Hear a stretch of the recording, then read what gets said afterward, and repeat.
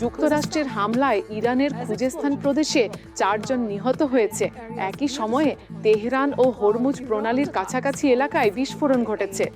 এদিকে ইরানের সিআইএ স্থাপনায় হামলার ঘটনায় রাশিয়ার সম্ভাব্য সম্পৃক্ততা নিয়ে তদন্ত চলছে। ফিলিস্তিনি কর্মকর্তাদের মতে নাবলুসের দক্ষিণ পশ্চিমে ইসরায়েলি বসতি স্থাপনকারীরা বাড়িতে হামলা ও গুলি চালালে 4 জন ফিলিস্তিনি নিহত এবং আরও কয়েকজন আহত হয়েছেন।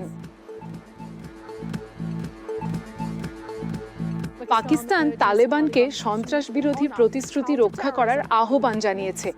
পররাষ্ট্রমন্ত্রী ইসহাক ডার সাংহাই সহযোগিতা সংস্থাকে বলেছেন, আঞ্চলিক শান্তি নির্ভর করছে আফগানিস্তান থেকে সন্ত্রাসবাদ নির্মূলের ওপর।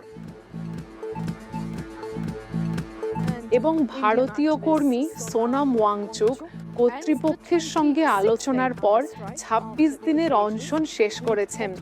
একই সঙ্গে পরীক্ষার প্রশ্নপত্র ফাঁসের অভিযোগে চলমান বিক্ষোভে সমর্থকদের শান্ত থাকার আহ্বান জানিয়েছেন।